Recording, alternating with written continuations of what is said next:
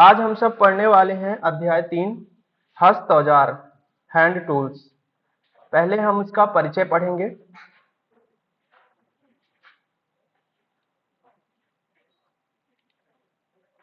Introduction. सबको ये मेरा पेंसिल दिख रही है? ठीक। परिचय। वर्कशॉप में अधिकतम उत्पादन के लिए विभिन्न प्रकार के हस्त औजारों, उपकरणों एवं मशीनों का प्रयोग किया जाता है। इन औजारों का प्रमुख उपयोग वर्कशॉप में जॉब की मार्किंग, मापन एवं कटिंग आदि करने के लिए किया जाता है। किसी भी पदार्थ की उत्पादन प्रक्रिया के अंतर्गत 3 प्रमुख प्रक्रियाएं क्रमशः मार्किंग, मापन तथा कटिंग आती हैं, जिन्हें परिशुद्धता के साथ करना आवश्यक होता है। यह क्रियाएं विभिन्न हस्त औजारों की सहायता से संपन्न होती हैं। प्रस्तुत अध्याय में ऐसे ही कुछ हस्त औजारों का वर्णन किया गया है, जो कि प्रशिक्षु इनके उपयोग से भली भांति परिचित हो सकें और भविष्य में उत्पादन कार्य अथवा वर्कशॉप में कार्य करते समय इन्हें किसी प्रकार की अव्यवस्था का सामना न करना पड़े। मैकेनिक द्वारा वर्कशॉप में विभिन्न प्रकार के हस्त औजार प्रयोग किए जाते हैं, जो कि निम्नलिखित हैं। पहला है मार्किंग औजार, दूसरा है क्लीनिंग औजार, तीसरा है मापन औजार, चौथा है स्ट्राइकिंग औजार, पांचवा है कर्तन औजार, छठवां है संयोजन वियोजन औजार और सातवां है होल्डिंग औजार। ठीक है, तो सबसे पहले हम क्या पढ़ेंगे? मार्किंग औजार या मार्किंग टूल्स। सबको दिखाई दे रहा है? ठीक। बाजार में उपलब्ध कच्चे पदार्थ को उपयोगी वस्तु में परिवर्तित करने हेतु उस पर विभिन्न संक्रियाएं जैसे काटना, मोड़ना आदि की जाती है।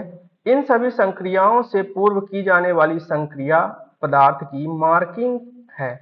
पदार्थ की मार्किंग से अभिप्राय है कि हमें पदार्थ पर कौन कौन सी प्रक्रियाएं करनी है तथा कहां से कितनी मात्रा में पदार्थ को काटना है।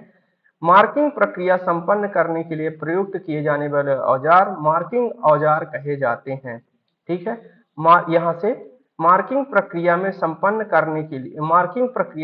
करने के लिए प्रयुक्त किए जाने वाले औजार मार्किंग औजार कहलाते हैं। प्रश्न में पूछा भी जा सकता है ऐसा कुछ। ठीक है, चलो। मार्किंग औजारों का प्रयोग करने से पूर्व मार्किंग करने के लिए निम्नलिखित मार्किंग मीडिया का प्रयोग किया जाता है। अब प्रश्न में पूछ लिया जाता है कि निम्न में से कौन सा मार्किंग मीडिया है या मार्किंग मीडिया नहीं है। ठीक है, ऐसा क्वेश्चन आ जाता है। तो पहला है चाक मार्किंग मीडिया है। पर्सियन ब्लू, नीले थोथे का घोल और लेआउट डाई, ये सब क्या है? मार्किंग मीडिया है। ठीक है, फिर अब पढ़ते हैं चाक के बारे में। जाब की सतह पर चाक द्वारा मार्किंग करने के लिए कई प्रकार के घोल बनाए जाते हैं, जैसे साधारण चाक का पानी में घोल, दूसरा साधारण चाक का मिथाइलेट स्पिरिट में घोल। ठीक, चाक सबसे अधिक प्रयोग किए जाने वाला मार्किंग मीडिया है, जिसका प्रयोग कास्टिंग या फोर्जिंग की गई सतहों पर मार्किंग करने के लिए किया जाता है। लोहे की सतह पर इसके द्वारा लेप की मोटी सतह बनती है, जिस कारण यह महीन कार्यों के लिए उपयुक्त नहीं है। दूसरा पर्सियन ब्लू, इसका प्रयोग मशीनिंग की गई सतहों पर किया जाता है। पर्सियन ब्लू की बहुत बारीक परत जाब की सतह पर फैलती है, अतः इसके द्वारा प्राप्त मार्किंग बहुत स्पष्ट तथा यथार्थ होती है, परंतु इसके लेप को सूखने में बहुत अधिक समय लगता है। तीसरा नीले थोथे का घोल। ठीक, copper sulphate solution. Copper sulphate नीला थोथा कहा जाता है ना, सब लोग पढ़े होंगे 10वीं 12वीं में। नीले थोथे को पानी में घोलने पर एक नीले रंग का घोल प्राप्त होता है। इसे अधिक क्रियाशील बनाने के लिए इसमें कुछ बूंदें सल्फ्यूरिक एसिड अथवा नाइट्रिक एसिड की मिला दी जाती है। इस घोल को मार्किंग की सतह पर लगाने से यह सतह को कॉपर के रंग में बदल देता है। इसका प्रयोग केवल स्टील के जाब के लिए किया जाता है। इसका प्रयोग केवल स्टील के जाब के लिए किया जाता है। इस पर बहुत यथार्थता से मार्किंग की जा सकती है। यह लेप लगाने से पहले सतहों से ग्रीस, ऑयल आदि साफ कर लेना चाहिए। है ना, साफ कर देना चाहिए। नीला तोता जहरीला होने के कारण इसके प्रयोग में सावधानी अपनानी चाहिए। फिर अगला है लेआउट डाई। ठीक, यह एक प्रकार की नीले रंग की स्याही होती है जिसे धातु की सतह पर फैला दिया जाता है। यह जल्दी ही सूख जाती है। इसके द्वारा मार्किंग बहुत साफ सुथरी होती है। लेआउट डाई लगाने से पहले सतह को साफ कर लेना चाहिए। ये हमारे सब क्या हो गए, मार्किंग मीडिया, है ना। मार्किंग के उद्देश्य, पहला समय की बचत होती है। दूसरा, जाब को बार बार जांचने की आवश्यकता नहीं होती। तीसरा, तीसरा, मार्किंग से जाब पर की जाने वाली प्रक्रियाओं का पता चल जाता है। चौथा, मार्किंग से बनाई गई रेखाएं कारीगर के लिए गाइडलाइन का कार्य करती हैं जिससे जाब शीघ्र तथा सही बनता है। ठीक है, समझ में आ रहा है सबको। ठीक, मार्किंग करते समय सावधानियां। मार्किंग क्रिया प्रारंभ करने से पूर्व निम्नलिखित सावधानियां रखनी चाहिए। पहला, मार्किंग शुरू करने से पहले ड्राइंग को भली भांति पढ़ लेना चाहिए। दूसरा, प्रारंभ में कोई संदर्भ बिंदु या संदर्भ रेखा नियत करने के बाद ही मार्किंग शुरू करनी चाहिए। मतलब कोई रेफरेंस लाइन एक ले लेनी चाहिए, उसके बाद फिर मार्किंग शुरू करनी चाहिए। तीसरा, मार्किंग में प्रयुक्त स्क्राइबर नुकीला तथा कठोर होना चाहिए जिससे पतली व स्पष्ट रेखा अंकित हो। चौथा, ड्राइंग के अनुरूप माप के अनुसार ही मार्किंग औजारों का चुनाव करना चाहिए। ठीक, फिर है पांचवा, मार्किंग को पक्का करने से पहले एक बार दोबारा से पूरी मार्किंग चेक कर लेनी चाहिए। फिर है छठवां, सेंटर पंच से निशान इस प्रकार लगाने चाहिए कि मार्किंग स्पष्ट दिखाई देती रहे। सातवां, बिंदु ठीक लाइन पर तथा बराबर दूरी पर लगाने चाहिए। आठवां, बिंदु लगाते समय पंच को ठीक लंबवत रखना चाहिए तथा बिंदुओं की गहराई समान होनी चाहिए, है ना। तो ये सब हमारी क्या हो गई, सावधानियां। मैकेनिक द्वारा वर्कशॉप में पदार्थ की यथार्थ मार्किंग के लिए प्रयोग किए जाने वाले मार्किंग औजार निम्न प्रकार के होते हैं। अभी हम लोग जो पढ़ रहे थे वो क्या थे, मार्किंग मीडिया। क्या थे, मार्किंग मीडिया। अब हम लोग क्या पढ़ेंगे, मार्किंग औजार, है ना। मार्किंग औजार, तो ये मार्किंग औजार कुछ लिखे हुए हैं। पहला है मार्किंग ऑफ टेबल, दूसरा है सरफेस प्लेट, तीसरा है वी ब्लॉक, चौथा है स्क्राइबर, पांचवा है डिवाइडर, छठवां है सरफेस गेज और सातवां है पंच। आज हम सब इन्हीं के बारे में अभी पढ़ेंगे। मार्किंग औजार, पहला है मार्किंग ऑफ टेबल। यह मार्किंग करने के उद्देश्य से बनाई गई टेबल है जिसकी ऊपरी प्लेट कास्ट आयरन की बनी होती है। ये सब लोग नोट करते जाएंगे। कास्ट, ये इंपॉर्टेंट है, प्रश्न ऐसे ही पूछे जाते हैं कि जो मार्किंग ऑफ टेबल है वो किसकी बनी होती है ना। तो मार्किंग ऑफ टेबल की जो ऊपरी सतह है, यहाँ आपको मार्किंग ऑफ टेबल दिख रही होगी, ये है मार्किंग ऑफ टेबल। इसकी जो ऊपरी सतह है वो कास्ट आयरन की बनी होती है। इस कास्ट आयरन की प्लेट को एंगल आयरन के बने, किसके, कास्ट आयरन की प्लेट को एंगल आयरन के बने स्टैंड पर रखा जाता है। मतलब ये जो ऊपर वाली ये हो गई ना, ये तो ये ऊपर वाली किसकी बनी है, कास्ट आयरन की। पर ये जो नीचे वाली सतह है ना, ये एंगल आयरन के बने स्टैंड पर रखा जाता है। ये एंगल आयरन की होगी, ठीक है। यह कास्ट आयरन की प्लेट मशीनिंग करके समतल बनाई जाती है ना। ये देखो मशीनिंग सतह भी लिखा हुआ है, ये मार्किंग ऑफ टेबल है, दिख रही है ना सबको। ठीक है, इसके कोने ठीक 90 डिग्री पर रखे जाते हैं। इसकी चारों साइड भी मशीनिंग की गई होती है। तो प्रश्न में अगर किसी तरह से भी पूछे तो हमको बन जाए। आवश्यकता अनुसार यह प्लेट चौकोर या आयताकार भी हो सकती है। मार्किंग किए जाने वाले जाब को टेबल पर रखकर मार्किंग की जाती है। कार्य करने के पश्चात टेबल को कपड़े से साफ करके हल्के तेल की परत लगाकर रखा जाता है।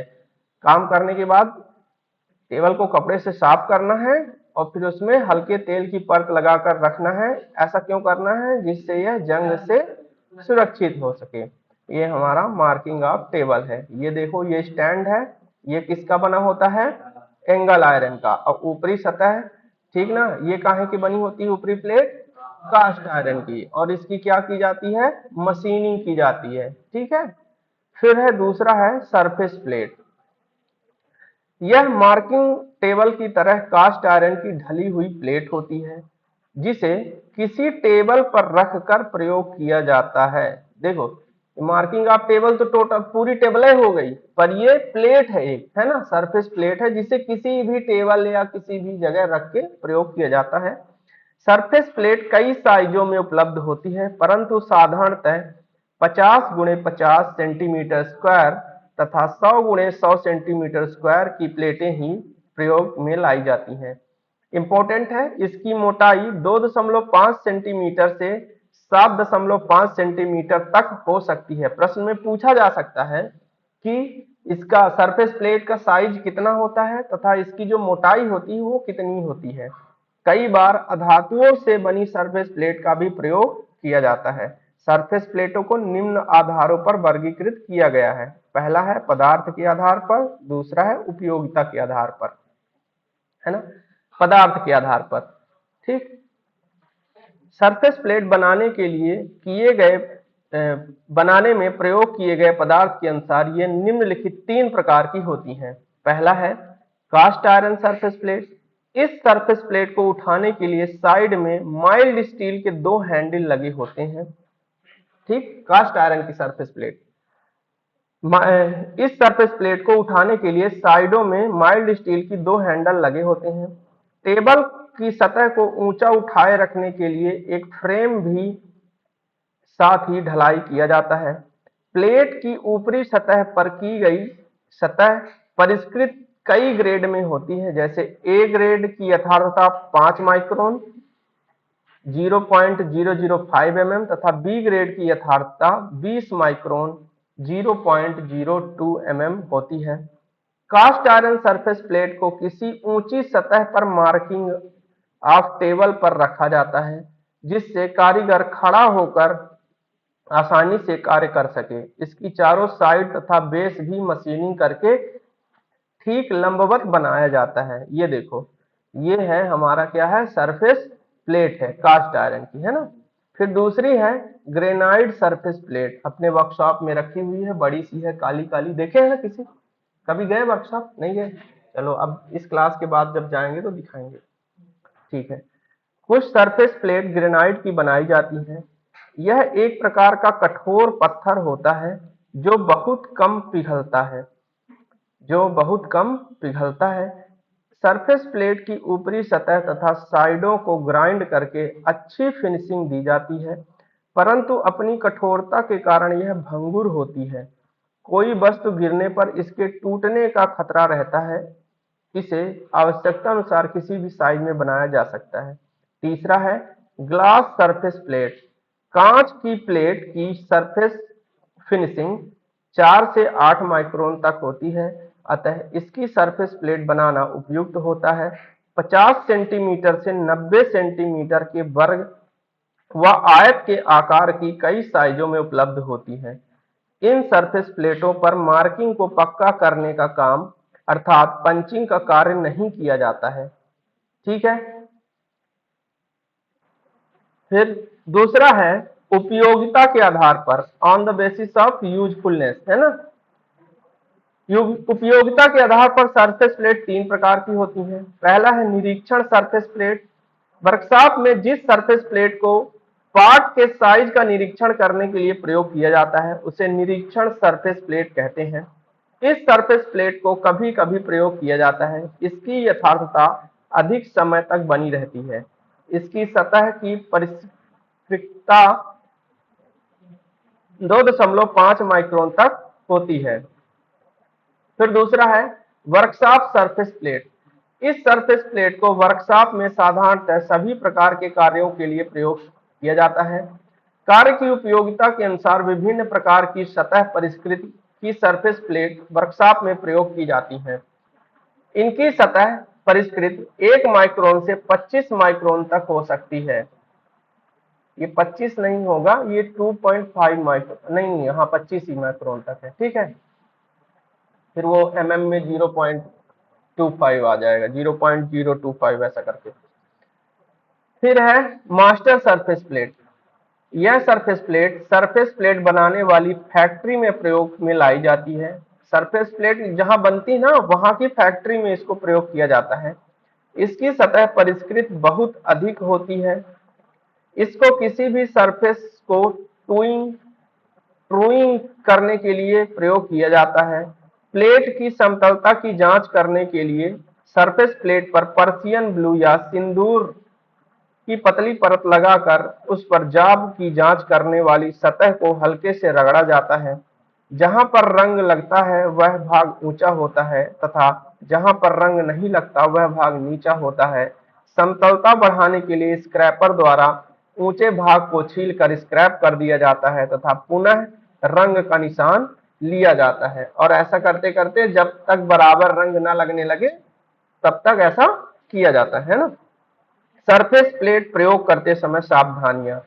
सरफेस प्लेट का प्रयोग करते समय निम्न बातों का ध्यान में रखना चाहिए। सरफेस प्लेट को हमेशा साफ व ढक कर रखना चाहिए। कार्य करने से पहले प्लेट पर लगे तेल को साफ कर देना चाहिए। जहां तक संभव हो सरफेस प्लेट पर पंच द्वारा पक्की मार्किंग नहीं करनी चाहिए। गरम जाब को सरफेस प्लेट पर नहीं रखना चाहिए। ये सब क्या हो गए, सावधानियां हो गए। ठीक है। फिर अगला है भी ब्लॉक। ठीक, भी ब्लॉक बेलनाकार या गोल आकार की वस्तुएं, बेलनाकार या गोल आकार की वस्तुओं को सरफेस प्लेट पर रखकर मार्किंग करना कठिन होता है, इसलिए इन्हें सहारा देने के लिए भी ब्लॉक की आवश्यकता होती है। बेलनाकार जाब को भी ग्रूव में रखकर मार्किंग की जा सकती है। मशीनिंग करने के लिए जाब को भी ग्रूव में क्लैंप किया जाता है। साधारणतः भी ब्लॉक कास्ट आयरन के बनाए जाते हैं। किसके बनाए जाते हैं? परंतु कभी कभी इन्हें माइल्ड स्टील के बनाकर केस हार्ड किया जाता है। भी ग्रुप का कोण 90 डिग्री का होता है। कितना होता है? 90 डिग्री का होता है। ये बहुत बार पूछा जाता है प्रश्न में। ठीक है, कि ये किस मटेरियल के बनाए जाते हैं, इनका एंगल कितना है, इनका साइज कितना है, हर टूल्स के बारे में ये सब जानकारी पूछ ली जाती है। परंतु बड़े जाब की आवश्यकता को देखते हुए यह कोण 120 डिग्री का भी बनाया जाता है। बड़े बड़े जाबों के लिए है ना, 120 डिग्री का भी बनाया जाता है। भी ब्लॉक का साइज इसकी लंबाई गुणे चौड़ाई गुणे ऊंचाई से लिया जाता है। भी ब्लॉक हमेशा जोड़े में बनाए जाते हैं। कैसे बनाए जाते हैं? जोड़े में। अब है भी ब्लॉक के प्रकार, टाइप्स ऑफ भी ब्लॉक। भी ब्लॉक निम्न प्रकार के होते हैं। पहला है सिंगल लेवल सिंगल ग्रुप भी ब्लॉक। यह कास्ट आयरन का बना हुआ ब्लॉक होता है जिसमें केवल एक सतह पर भी ग्रुप बनाया जाता है, बाकी सतहें समतल मशीन तथा ग्राइंड की गई होती हैं। अब ये देखो, ये है सिंगल लेवल सिंगल ग्रुप भी ब्लॉक। ठीक है। अब ये लेवल कौन सा होगा? लेवल ये वाला होगा। ठीक है। और ग्रुप कौन सा होगा? ग्रुप ये होगा। ये हमारा हो गया लेवल और ये हमारा क्या है? ग्रुप। ठीक है। Single level single group. अब देखो, इसमें सिंगल लेवल है और सिंगल ग्रुप है है ना। फिर आपको दिखाते हैं, ये देखो सिंगल लेवल डबल ग्रुप। ठीक है, इसमें दो ग्रुप है ना, और लेवल कितना है? एक है। ठीक है, तो ऐसे करके सिंगल लेवल सिंगल ग्रुप। फिर है सिंगल लेवल डबल ग्रुप। इस प्रकार के भी ब्लॉक में एक भी खांचा व दोनों तरफ चौकोर खांचे कटे होते हैं। दोनों तरफ दो चौकोर खांचे कटे होते हैं। यह क्लैंप को जाब के आकार के अनुसार उचित स्थान प्रदान करता है। ठीक है, मान लो कोई जॉब छोटा है, कोई बड़ा है, उस हिसाब से ये एडजस्ट कर लेता है। तो ये कौन सा हो गया? Single level double group. ये वाला कैसा था? Single level single group. ठीक है, ये इतना कंफ्यूजन तो नहीं होगा अब ना। ये क्या है? ग्रुप। ये क्या है? लेवल। ठीक है। फिर है डबल लेवल सिंगल ग्रुप। अब देखो, इस प्रकार के भी ब्लॉक में परस्पर विपरीत सतहों में भी ग्रुप कटा होता है। अब देखो, यहां देखोगे तो एक तो यहाँ भी ग्रूव है ऊपर की ओर और एक तो कहाँ है नीचे की ओर, है ना। और लेवल कहाँ है, एक है मात्र, ठीक है ना, मात्र एक लेवल है, कटा होता है। साइड में दोनों सतहों में छोटा आयताकार ग्रूव होता है। दोनों भी ग्रूव में से एक 90 डिग्री के कोण तथा दूसरा 120 डिग्री के कोण पर होता है। पहला मतलब उस दोनों में से कोई भी एक 90 डिग्री का होगा और दूसरा 120 डिग्री के कोण पर होता है। 120 डिग्री के भी ग्रूव में बड़े व्यास की वस्तुएं, ठीक ना, पकड़ी जाती हैं, जबकि 90 डिग्री के भी ग्रुप में छोटे व्यास की वस्तुएं पकड़ी जाती हैं। अब प्रश्न ऐसे भी पूछ लिया जाता है कि बड़े व्यास की वस्तुओं को पकड़ने के लिए भी ग्रुप में जो कोण होता है वो कितना होता है, तो कितना होना चाहिए, 120 डिग्री होना चाहिए, ठीक है। और छोटी के लिए, ठीक है। अब इसमें देख लो डबल लेवल, ऊपर भी लेवल है नीचे भी लेवल है, और सिंगल ग्रुप, ठीक है। फिर है युग्मित भी ब्लॉक। इस प्रकार के भी ब्लॉक समान आकार के युग्म में होते हैं। इन्हें निर्माता द्वारा दी गई संख्या या अक्षर के आकार पर पहचाना जा सकता है, ठीक है। इस प्रकार के भी ब्लॉक का उपयोग मार्किंग टेबल पर लंबी शाफ्ट को सहारा देने के लिए किया जाता है। ये है युग्मित भी ब्लॉक। अब देखो इसमें दो तो भी ब्लॉक है, एक तो यहाँ है एक तो यहाँ है, ये क्लैंप है इसका भी ब्लॉक का, और जो लंबी शाफ्ट है उसको सहारा देने के लिए, जैसे ये लंबी शाफ्ट है यहाँ से यहाँ तक के लिए, इसको सहारा देने के लिए, ठीक है ना, दो ठो, मतलब युग्मित मतलब पेयर में, जब जोड़े में हो, है ना। फिर है चुंबकीय भी ब्लॉक, मैग्नेटिक। मार्किंग करते समय भी ब्लॉक दाब पड़ने पर हिल सकता है, अतः इसे एक निश्चित स्थान पर क्लैंप करने की आवश्यकता होती है या रहती है, जिसके लिए चुंबकीय भी ब्लॉक का प्रयोग किया जाता है। इसमें एक अस्थायी चुंबक होता है जो एक लीवर द्वारा ऑपरेट होता है। लीवर के ऑन होने पर इसमें चुंबकीय प्रभाव आ जाता है, जिसके कारण यह सरफेस प्लेट पर चिपक जाता है। जब इसे हटाना होता है तो लीवर को ऑफ कर देते हैं, ठीक, जिससे चुंबकीय प्रभाव खत्म हो जाता है। अब देखो ये है हमारा चुंबकीय भी ब्लॉक। यहां देखो एक लीवर है, दिख रहा है, ये लीवर है। अब इसको घुमा देंगे तो क्या हो जाएगा, चुंबकीय प्रभाव आ जाएगा। फिर जैसे ही उसको ऑफ कर देंगे, ठीक, घुमा के ऑन करेंगे तो चुंबकीय प्रभाव आ गया, घुमा के ऑफ करेंगे तो चुंबकीय प्रभाव हट जाएगा, ठीक है। अब हम पढ़ेंगे लास्ट में सावधानियां। भी ब्लॉक को प्रयोग करते समय सावधानियां। भी ब्लॉक का प्रयोग करते समय निम्नलिखित सावधानियों को ध्यान में रखना चाहिए। भी ब्लॉक को कार्य के उपरांत तेल से साफ करके रखना चाहिए। भी ब्लॉक को सावधानी से उचित स्थान पर रखना चाहिए, जिससे उसके रखना चाहिए वह उसे गिरने से बचाना चाहिए, इससे खरोंच से बचाना चाहिए। ये हो गया हमारा भी ब्लॉक। इंपॉर्टेंट चीजें नोट करते जाएंगे, है ना, जिससे जैसे कि ये किस मटेरियल का बना होता है, इसका साइज क्या होता है ना, इससे कौन सा काम किया जाता है, मतलब इससे काम कैसा किया जाता है, इसके प्रकार क्या होते हैं, ये सब चीजें इंपॉर्टेंट जो है वो अपने को नोट करते जाना है, ठीक है। फिर है स्क्राइबर। अभी हम लोग जब मार्किंग पढ़ा रहे थे ना, तो बता रहे थे कि मार्किंग मीडिया लगाने के बाद उसकी लाइनों को पक्का करने के लिए स्क्राइबर से लाइनें खींची जाती हैं। स्क्राइबर का नुकीला होना इंपॉर्टेंट होता है ना, नुकीला और मजबूत होना, तो वो ये स्क्राइबर है, ठीक है ना। धातु की सतहों पर लाइन खींचने के लिए स्क्राइबर का प्रयोग किया जाता है। प्रश्न ऐसे पूछ लिया जाएगा कि स्क्राइबर का प्रयोग किस कार्य के लिए किया जाता है, तो धातु की सतहों पर लाइन खींचने के लिए स्क्राइबर का प्रयोग किया जाता है। यह हाई कार्बन स्टील के बनाए जाते हैं। प्रश्न पूछा जाएगा कि ये किस मटेरियल के बनाए जाते हैं, तो हाई कार्बन स्टील के बनाए जाते हैं। इसके बाद इसमें ऊष्मा उपचार विधि द्वारा हार्ड तथा टेम्पर किया जाता है। धातुओं पर साफ तथा तीव्र लाइनें बनाने के लिए इसके एक सिरे को ग्राइंड करके नुकीला बनाया जाता है, ठीक है।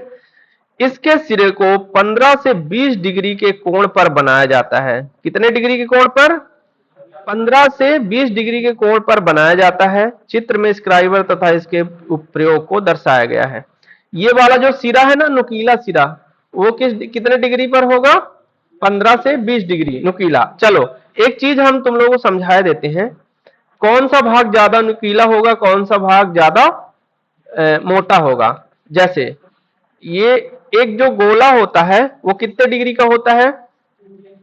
360, है ना। फिर इसको आधा करेंगे तो ये कितने डिग्री का हो गया? अब इसको 20 से और भाग दे तो ये 90 डिग्री। फिर इसको 20 से काट दे तो ये कितने डिग्री हो गया? अब मुझको ये बताओ 90 डिग्री ज्यादा नुकीला है कि 45 डिग्री?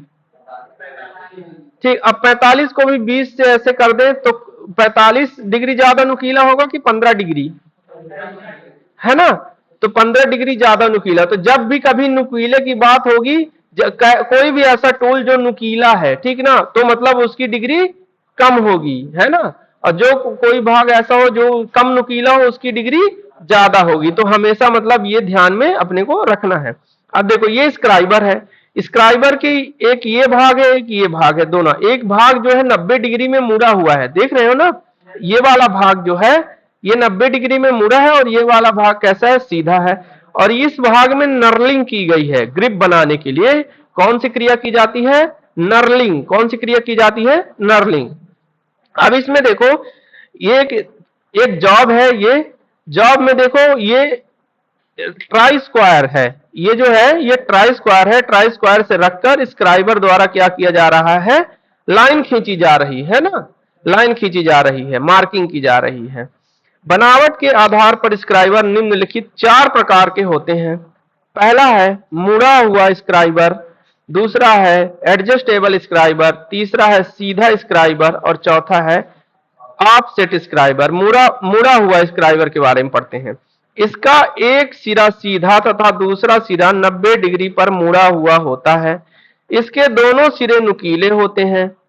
इस सीधा सिरा सामान्यतः रेखाएं खींचने के लिए प्रयोग किया जाता है, जबकि मुड़ा हुआ सिरा जॉब की अंदरूनी मार्किंग करने के लिए प्रयोग किया जाता है।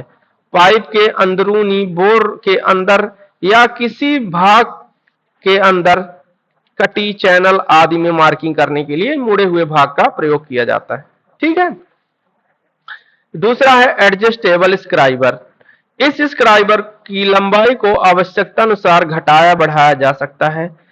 इसमें एक खोखली स्लीव होती है जिसके बाहर के भाग में नर्लिंग होती है। देखो ये भाग है ना, ये नर्लिंग किया हुआ भाग है। जब भी कभी ऐसा भाग दिखे मतलब समझ जाओ ये नर्लिंग किया हुआ भाग है। ठीक है, नर्लिंग की हुई होती है। स्क्राइबर का तार स्लीव के अंदर किसी भी गहराई तक जा सकता है। एक नट की सहायता से उसे कहीं भी टाइट किया जा सकता है। ये हो गया एडजस्टेबल स्क्राइबर। फिर है स्ट्रेट स्क्राइबर। ठीक है, सीधा स्क्राइबर। यह साधारण प्रकार का स्क्राइबर होता है जिसका एक सिरा नुकीला व सीधा होता है। इसके बीच के भाग में नर्लिंग की गई होती है। इसका दूसरा सिरा मुड़ा हुआ नहीं होता है। इसका उपयोग साधारण प्रकार की मार्किंग करने के लिए किया जाता है। ठीक है। फिर है चौथा ऑफसेट स्क्राइबर। ठीक, ऑफसेट स्क्राइबर का प्रयोग बहुत से मापक यंत्रों के साथ किया जाता है, जैसे vernier height gauge, square head आदि। इस स्क्राइबर का प्रयोग करने का लाभ यह है कि इसके द्वारा जॉब को मापने व मार्किंग करने का काम एक साथ हो जाता है।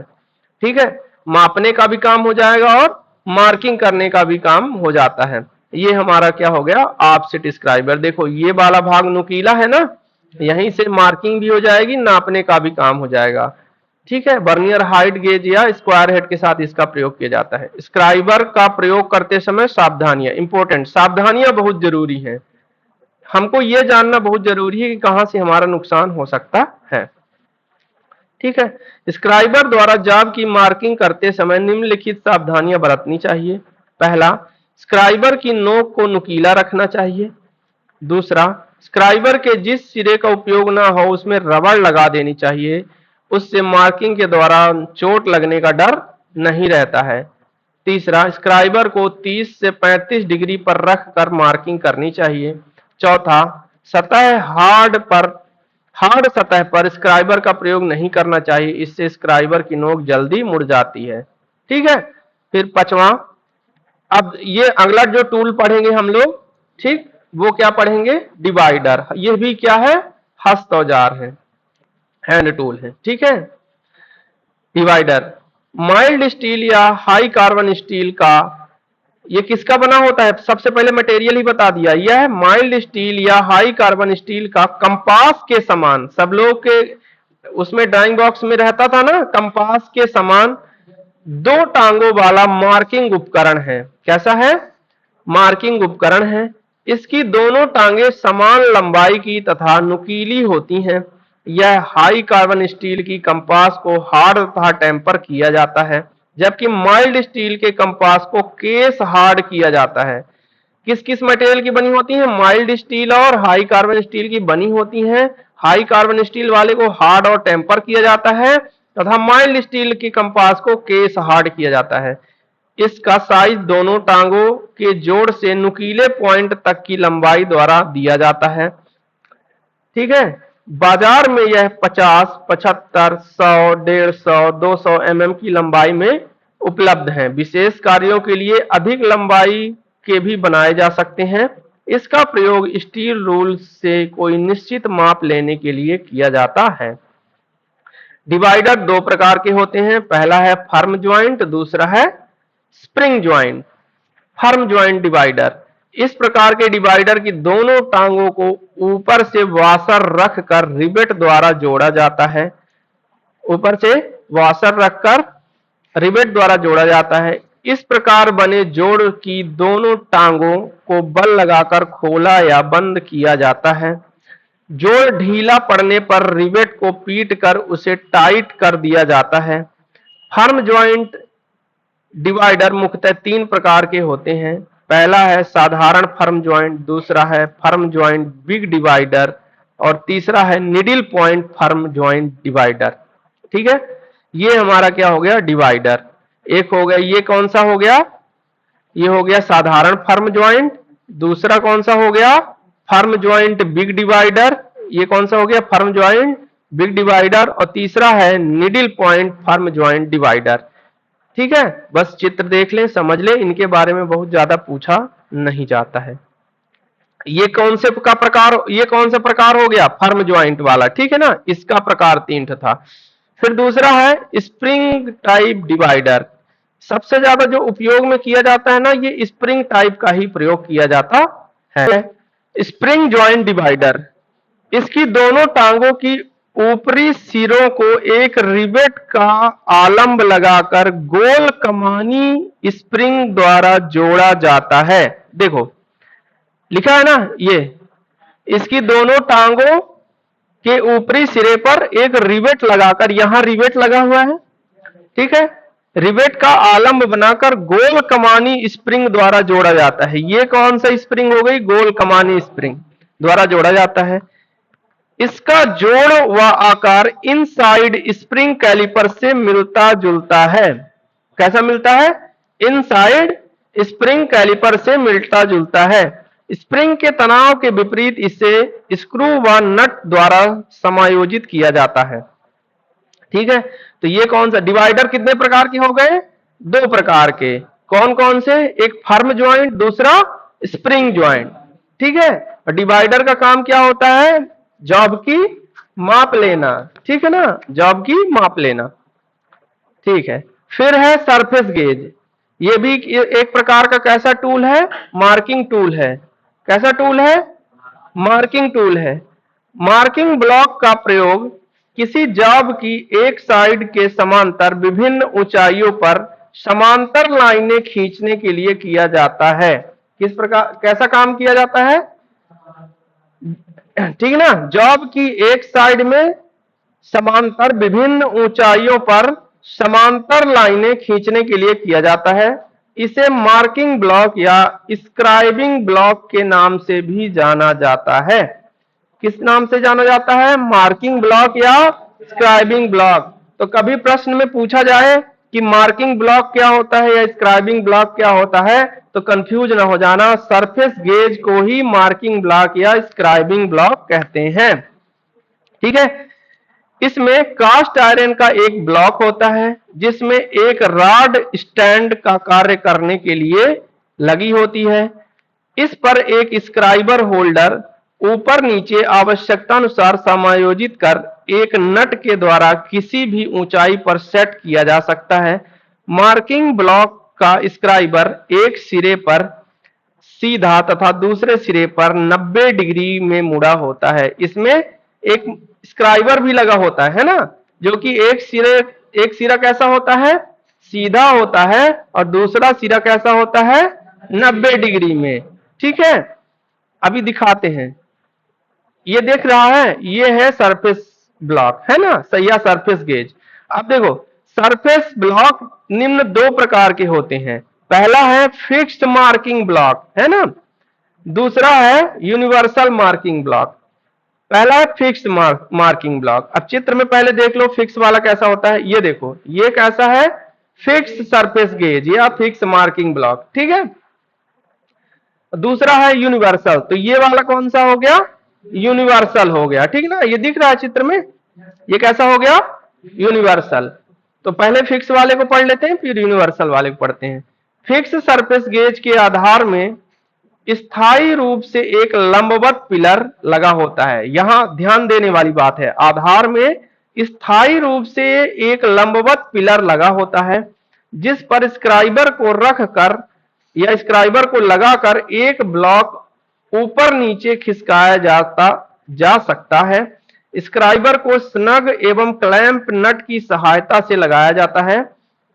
इसमें स्क्राइबर को किसी निश्चित ऊंचाई पर यथार्थता से सेट करने में कठिनाई आती है। ठीक है, अब देखो ये क्या है, ये देखो ये अपनी जगह में क्या है, फिक्स है यहाँ पर। ठीक है ना, बस इसको ऊपर नीचे कर सकते हैं। ये जो है ना, देखो यहाँ स्क्राइबर, अब इसके भागों के नाम भी देख लेते हैं। स्क्राइबर हो गया, ये नट हो गया, इसको क्या बोलेंगे, स्पिंडल बोलेंगे।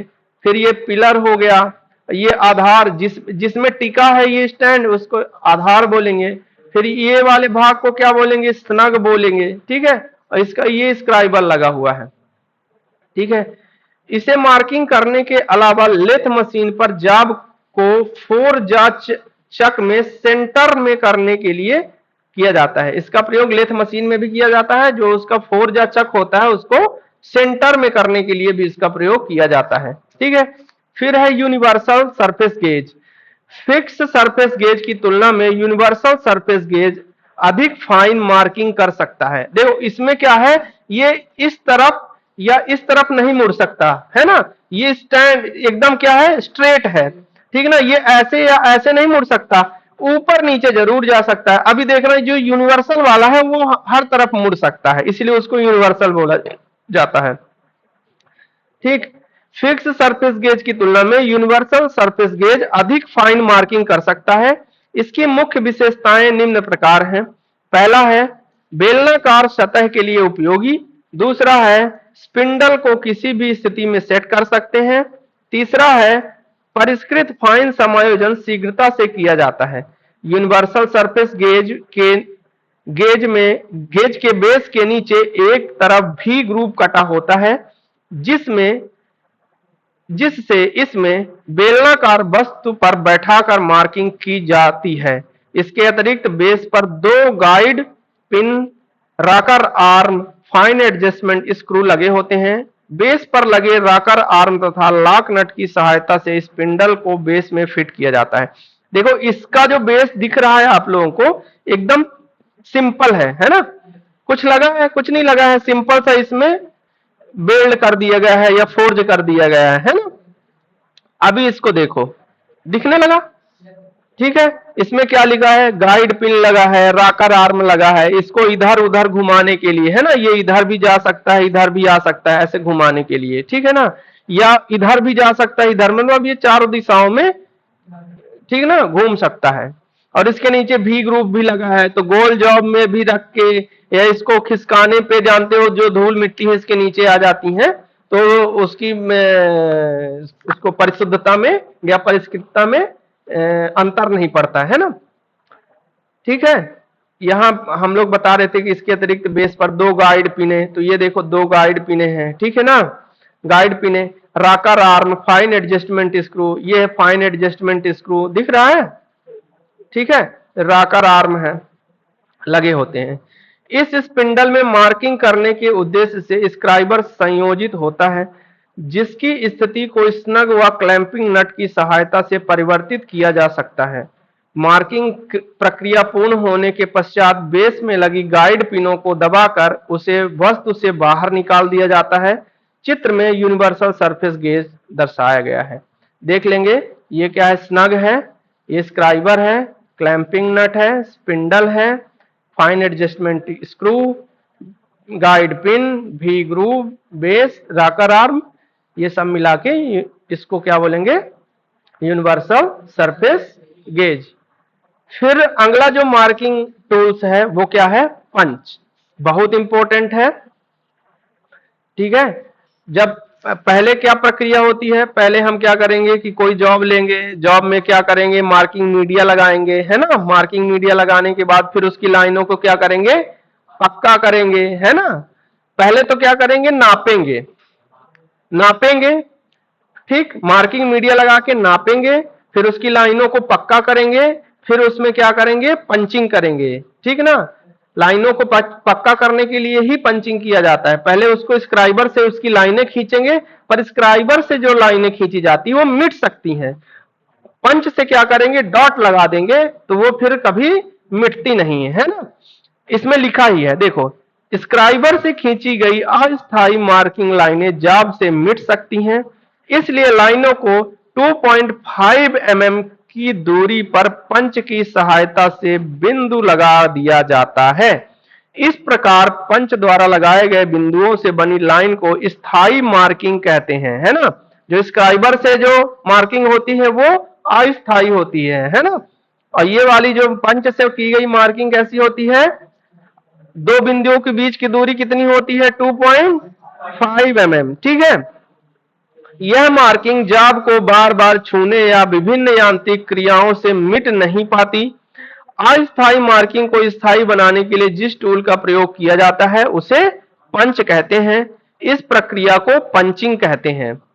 पंच साधारणतः हाई कार्बन स्टील के बनाए जाते हैं। इंपॉर्टेंट पूछ लिया जाता है ना, पता, इसका जो मटेरियल है वो जरूर पूछ लिया जाएगा। हाई कार्बन स्टील के बनाए जाते हैं। इसके 3 भाग होते हैं। जहां हैमर से चोट मारते हैं उसे हेड कहते हैं। ये पंच दिख रहा है एक तो इस भाग को, ऊपरी भाग को क्या कहेंगे, हेड कहेंगे। यह संरचना फ्लैट होता है। जिस भाग उसे बिंदु लगाते हैं उसे पॉइंट कहते हैं। इस भाग को क्या कहेंगे, पॉइंट कहेंगे, ठीक है। यह भाग नुकीला तथा हार्ड व टेम्पर किया हुआ होता है। बीच के भाग को बॉडी कहते हैं। यह भाग नर्लिंग किया हुआ बेलनाकार या षटभुजाकार होता है। पंच के मुख्य प्रकार निम्नलिखित हैं। अब पंच के प्रकार पढ़ेंगे। पहला है डॉट पंच, दूसरा है सेंटर पंच, तीसरा है प्रिक पंच, चौथा है पिन पंच, पांचवा है बैल पंच, छठवां है सॉलिड पंच, सातवां है हॉलो पंच, आठवां है बैड पंच, नौवां है अक्षर या संख्या पंच।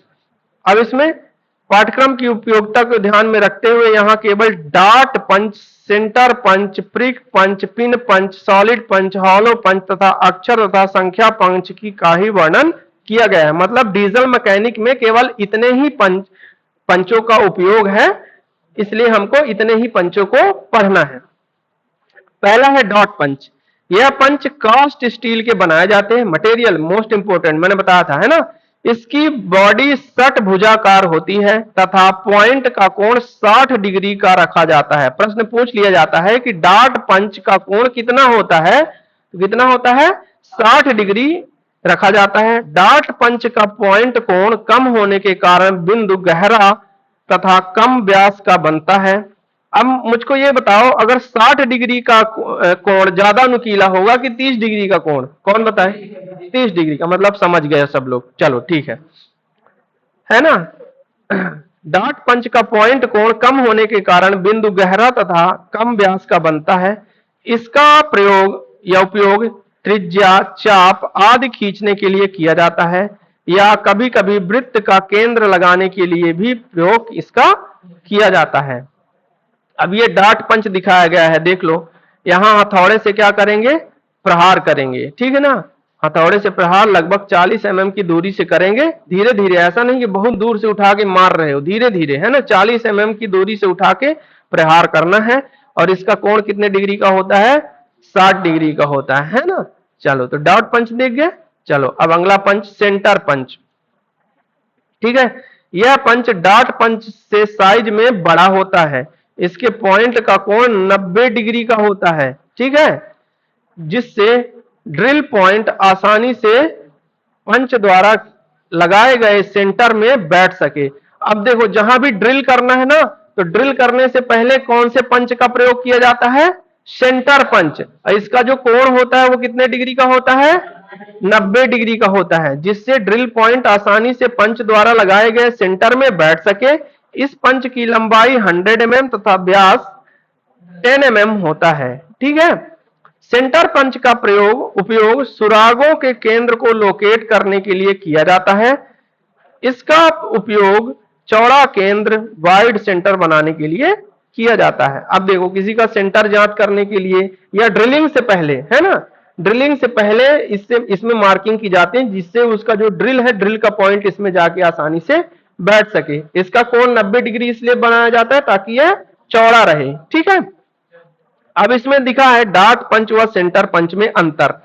डॉट पंच का कोण कितने डिग्री का होता है? सेंटर पंच का इस 90 डिग्री। इसका प्रयोग त्रिज्या चाप खींचने के लिए किया जाता है। ठीक है ना, डॉट पंच का। और सेंटर पंच का प्रयोग सुरागों के केंद्रों को लोकेट करने के लिए किया जाता है।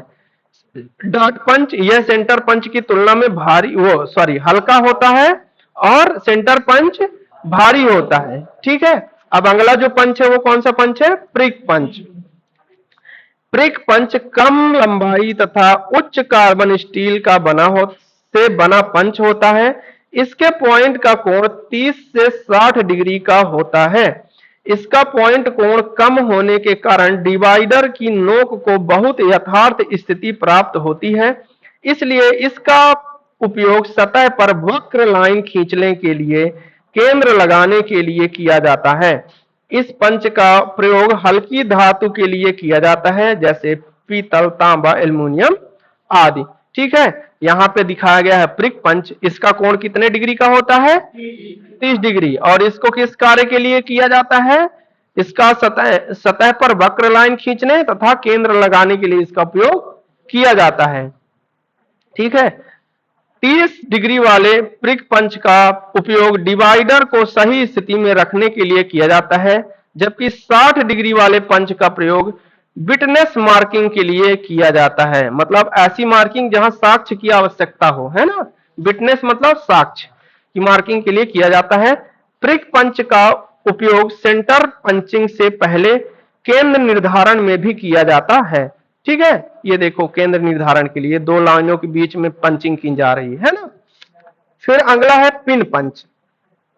इस पंच का प्रयोग मार्किंग के लिए नहीं किया जाता, बल्कि जाब में फंसी हुई डॉवेल पिन या टेपर पिन को निकालने के लिए किया जाता है। इस पंच में नोक नहीं होती, अपितु उसके स्थान पर एक बेलनाकार पिन होती है। यह पंच बाजार में 100 mm से 150 mm लंबाई तथा 3 mm से 8 mm के व्यास में उपलब्ध होते हैं। ये पंच 10 पिनों के सेट में आते हैं। ठीक है ना, इसका प्रयोग किस में किया जाता है? डबल पिन या टेपर पिन को निकालने के लिए पिन पंच का प्रयोग किया जाता है। यहाँ चित्र में दिखाया जा रहा है कि कैसे ये जो पिन पंच है वो फंसी हुई डबल को या किसी भी चीज को निकालने का काम कर रही है। फिर अगला है सॉलिड पंच। इस पंच का प्रयोग किसी सीट या गर्म लोहे के पीस में आर पार छिद्र करने के लिए किया जाता है। इसके द्वारा एक ही साइज के छिद्र करना असंभव होता है। इसका प्रयोग सीट मेटल शॉप या ब्लैक स्मिथी में किया जाता है। ठीक है, अब देखो सॉलिड पंच दिख रहा है तुमको, ये हमारा सॉलिड पंच। छिद्र करते समय सीट के नीचे पंच के अनुरूप डाई रखना आवश्यक है। ये छेद करने के लिए प्रयोग किया जाता है। जैसे हम देखते हैं ना बेल्ट वगैरह में या पट्टे वगैरह में छेद करने के लिए, तो सॉलिड पंच का ही प्रयोग किया जाता है। कुछ जगह हॉलो पंच का भी प्रयोग किया जाता है ना। ठीक, लेकिन हॉलो पंच का प्रयोग उस जगह किया जाता है जहां मुलायम वस्तुएं हैं और ये जो सॉलिड पंच का प्रयोग वहां किया जाता है जहां हार्ड वस्तुएं हो, ठीक है ना, लेकिन पतली सीट हो, ठीक है। फिर है हॉलो पंच। ये पंच अंदर से खोखले होते हैं तथा मुलायम पदार्थों में बड़े छिद्र करने के लिए प्रयोग किए जाते हैं। इसके पॉइंट वाले भाग की परिधि के चारों ओर से ग्राइंड करके धारदार बनाया जाता है। इसके पॉइंट वाले भाग की परिधि को चारों ओर से ग्राइंड करके धारदार बनाया जाता है। 1.5 mm से 13 mm तक के साइज में 1 mm के अंतर पर उपलब्ध होते हैं। इसको चमड़े की सीट, रबड़ की सीट, गत्ता आदि में सुराख करने के लिए प्रयोग में लिया जाता है, ठीक है। ये हमारा हॉलो पंच है। ये हॉलो पंच की पंचिंग करते हुए दिखाया गया है, ठीक है ना। ये हॉलो पंच है, हैमरिंग की जा रही है, ठीक है ना। फिर ये कठोर लकड़ी का ब्लॉक है, धातु की प्लेट है, ये जॉब है, ठीक है ना, ठीक है। फिर है अक्षर या संख्या पंच। इस प्रकार के पंच का प्रयोग कार्यखंड पर अक्षर तथा संख्या को चिन्हित करने के लिए किया जाता है। बॉक्स सेट में 8 mm से 0.8 mm से 13 mm तक के आकार वाले पंचों को रखा जाता है। सर्वप्रथम ये कैसे आ गया?